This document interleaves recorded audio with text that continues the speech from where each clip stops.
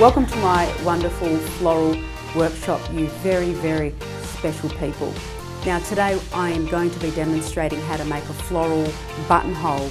Usually men wear it on their suit jacket when they're going to a wedding, or the women can also wear it, but the women's buttonhole is a lot more bigger than the male one. So today I'll be demonstrating how to construct that in very, very simple steps. So what I've got at the back at the moment is my whiteboard, and I'm going to introduce you to the floral contestants that we're going to be working with today and the equipment that we're going to be using. So at the board we've got the tulip, the calla lily that we're going to be using today for the buttonhole, the Vanda orchid as well, sedum and lisianthus.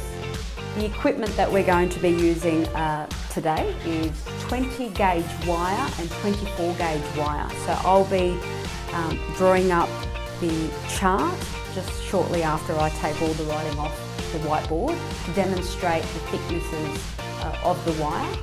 Secateurs, carafilm we're going to be using, and a pearl tip pin, and lastly leaf shine, which is one of my favourite ingredients to use in floristry.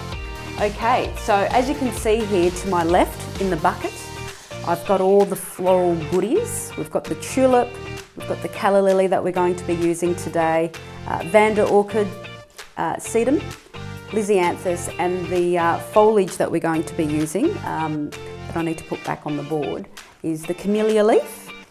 And I'm going to be spraying the camellia leaf because as you can see there, it's quite matte finish, and I'm going to be using some leaf shine, which I call lippy, lip gloss, just to bring it up a little bit, just to make it look more presentable.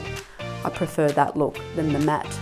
So, are you ready to get floral? Because I certainly am.